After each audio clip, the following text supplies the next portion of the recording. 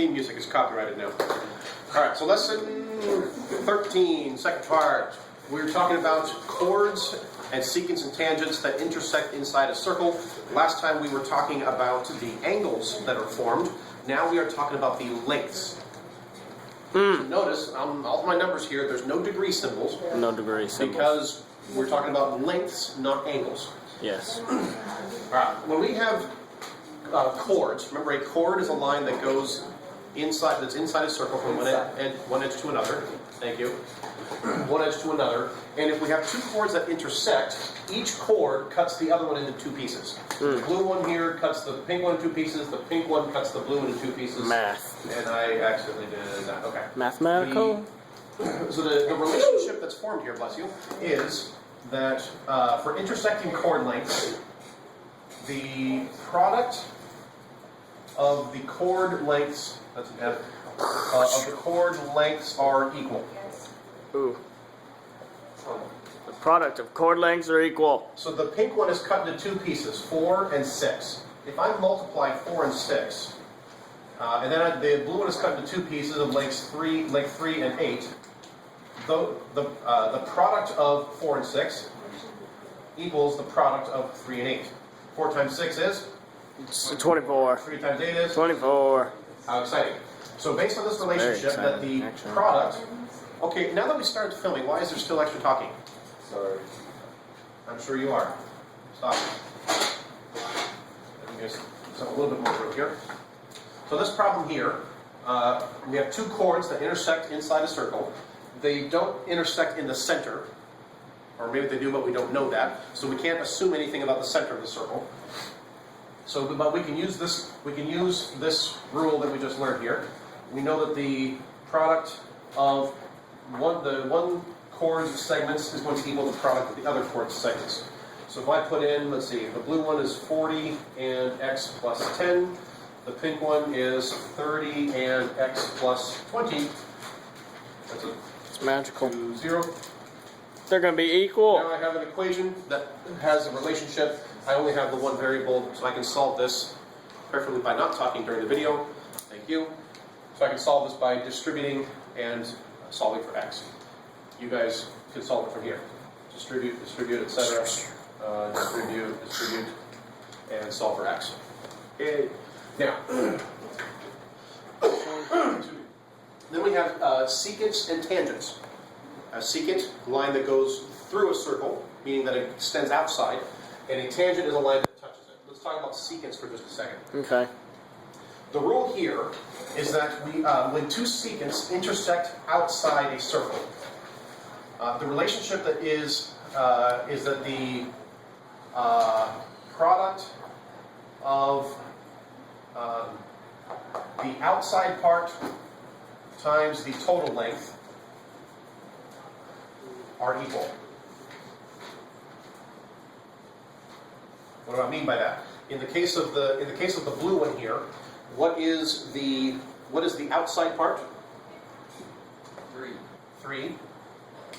If I multiply that by the total length of the blue one, 8, that product is going to be equal to the product of the outside part for the pink one and the total length for the pink one. 3 times 8 is? 24. 2 times 12 is? 24. Yay. So if we set up the same relationship, something times something equals something times something, for the we have two secants that intersect outside a circle. For the blue one, we have the outside part, which is? 3. And what's the total length? 3 plus x. Yes, make sure on these that you do 3 plus x, not 3x, because 3x would be 3 times x. Agreed. This total length is 3 plus x for a total length of 3 plus x. Now the pink one, what's the outside part? X. And what's the total length? X plus 3. X plus 3. So now we've set it up, and just like before, distribute and solve. What's going to happen here? Oh, x squared. Hey, let's finish this problem. Get crazy. Alright, so let's see. 3 times 3? 9. 9 plus 3x. 3x equals x squared plus 3x. We have a quadratic equation. Let's see, we have 3x on both sides. Let's subtract 3x Boom, boom, and we have x squared equals. I'll do it the way you guys. Sorry, you guys like it the other way, don't you? Yeah. So I've got x squared equals 9. I'm going to write it as x squared equals 9 just to make you guys happy. And let me grab something else here. Kind of looked like your arm was coming out of nowhere. All right, so then how do I solve this? Rad 9. Square root of both sides. Now, remember, anytime you take the square root of both sides, what do you have to do on the right side? Do it to the other side. Plus or minus. Never mind. So I've got x equals plus or minus 3. Well, here. Positive 3 or negative 3. Am I done? Yay, I got 2 answers for this problem, and I'm moving on to the No, you have to decide which one. Why? Is it this one or that one? Why do I have to pick one? Because one of them could be wrong. That's why. Well, that's true. Both of them could be right. Can't be 2 answers. Well, no, we set up our equation and we solved it. Either 3 or negative 3 will make this equation true. I think it's 3 because Why? If you plug it into the equation, 3 plus negative 3 is 0, so then that length would just be 3. That doesn't We make any just sense. proved that, well, because we followed the rules of algebra correctly, we solved this equation, and 3 or negative 3 will still make this equation true. Make this equation true. However, what are we talking about? You have to go backward, keep going back to the original problem here, which was not the equation, it was the picture. Can this length be negative 3? No. No. Draw me a line that has a length of negative 3. I can't. Can't happen.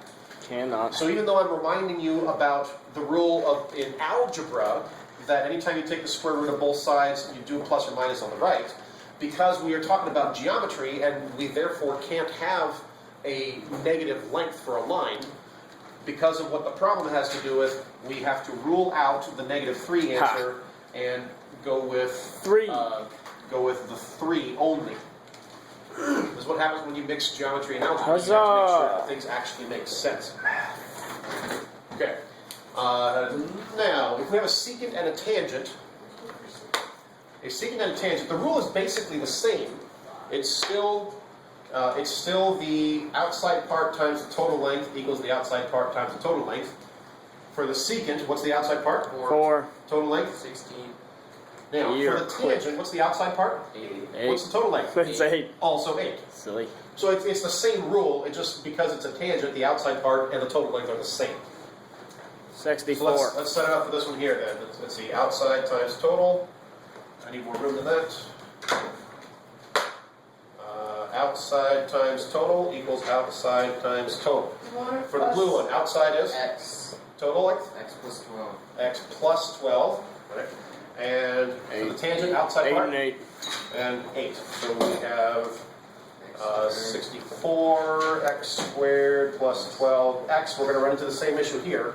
We have a quadratic. Let's go ahead and solve this.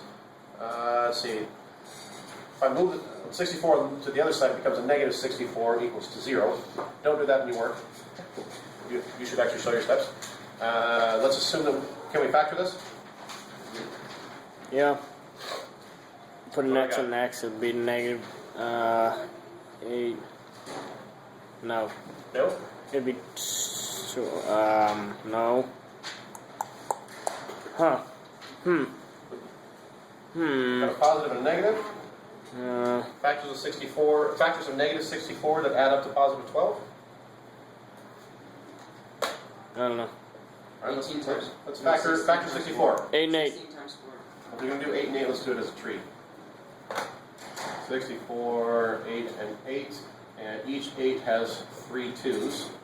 2, 2, 2, 2, 2, 2. Let's see, if we do 8 and 8, positive 8, negative 8, that's not going to work. Positive 8 plus negative 8 is not the total of this. Let's do 2, 4, 8, 16. Do 16 and 4, is that going to work? If one positive, one's negative, and we add them together, can we get a positive 12? 4 is We negative. do negative 4, okay, so positive 16, negative 4. So x equals negative 16 or 4. And we're back to the idea that this algebraic equation came from a geometry problem when we're talking about lengths of lines, and therefore we cannot have, where we do not accept a negative 16.